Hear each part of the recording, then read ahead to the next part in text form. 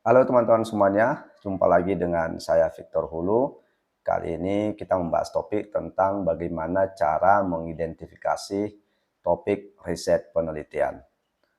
Nah, ini terutama buat teman-teman yang sedang berjuang untuk mengerjakan skripsi dan tesis. Teman-teman semuanya, ada beberapa poin yang perlu teman-teman ketahui ketika menentukan topik riset penelitian. Yang pertama adalah teman-teman bisa melakukan pengamatan.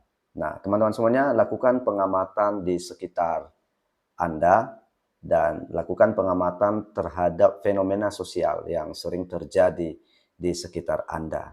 Nah, fenomena sosial ini kan ada banyak ragamnya. Salah satu contohnya misalnya fenomena sosial tersebut, misalnya kita melihat di sekitar kita masih banyak masyarakat yang sering membuang sampah sembarangan. Nah, itu menjadi satu fenomena sosial dan ini menjadi fenomena riset juga. Oke. Yang kedua misalnya kita menemukan lagi di sekitar kita ya ada banyak anak-anak balita yang mencuci tangan tidak pakai sabun. Nah, ini menjadi salah satu fenomena sosial. Nah, dari fenomena sosial ini teman-teman bisa menjadi salah satu alasan Anda menentukan topik penelitian. Oke. Yang kedua adalah teman-teman bisa juga melakukan identifikasi masalah riset. Nah, cara untuk mengidentifikasi masalah riset adalah dengan cara melakukan survei awal di rumah sakit, puskesmas, klinik, ataupun di perusahaan, teman-teman semuanya. Nah, pastikan Anda menemukan di rumah sakit atau di puskesmas Anda menemukan masalah riset 10 penyakit terbesar. Nah, dengan cara apa? Dengan cara melakukan survei awal ya.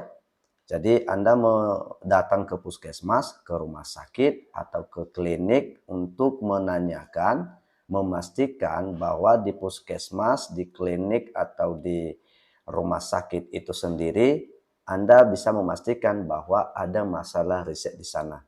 Dari mana bisa kita menentukan masalah risetnya? Mengetahui masalah riset dengan cara amati dan lakukan pengamatan terhadap data yang ada di medical record.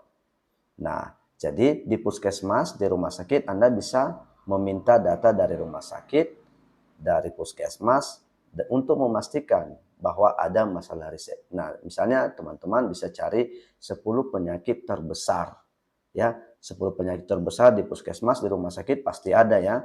Nah, lihat di sana. Contoh misalnya teman-teman menemukan bahwa salah satu penyakit 10 penyakit terbesar di rumah sakit, di puskesmas, katakan misalnya eh, apa namanya kasus penyakit diabetes mellitus. Nah, setelah itu lakukan pengamatan perbandingan data dari tahun sebelumnya. Jadi lihat bagaimana dengan tahun-tahun sebelumnya, misalnya 2 tahun sebelumnya atau 3 tahun sebelumnya. Nah, pastikan apakah terjadi peningkatan kasus atau tidak. Nah, kalau misalkan terjadi peningkatan kasus diabetes mellitus dari tahun ke tahun, maka ini menjadi salah satu alasan alasan teman-teman untuk menentukan topik riset. Oke? Yang ketiga adalah teman-teman bisa juga melakukan membaca berbagai artikel sebelumnya. Jadi silakan berikan waktu untuk membaca berbagai artikel-artikel yang sudah dilakukan oleh peneliti sebelumnya.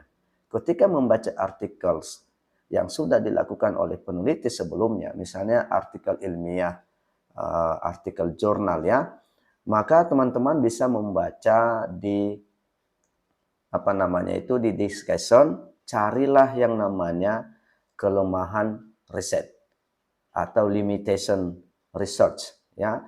Nah, temukan kelemahan riset dari artikel sebelumnya misalnya di pembahasan.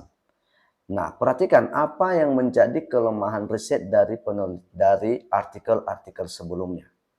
Nah, kemudian silakan juga teman-teman baca kesimpulan dan saran daripada penelitian sebelumnya. Nah, kesimpulan dan saran ini, perhatikan apa yang menjadi rekomendasi oleh peneliti sebelumnya untuk dilakukan penelitian lanjutan. Nah, ini sering disebut dengan future research. Jadi, future research ini menjadi bahan atau dasar bagi kita untuk menentukan topik penelitian. Jadi, kita bisa melanjutkan penelitian yang telah dilakukan oleh peneliti sebelumnya.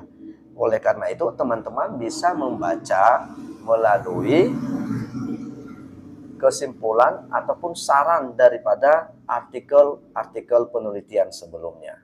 Dan yang penting lagi teman-teman semuanya adalah, keempat adalah teman-teman bisa juga memperbanyak membaca studi literatur review. Oke?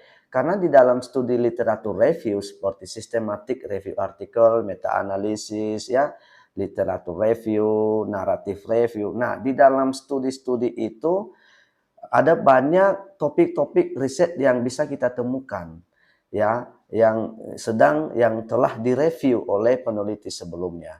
Nah, dari sana juga bisa kita lihat, ya, dari berbagai topik riset yang mirip atau hampir sama, mungkin ya, mirip atau sama.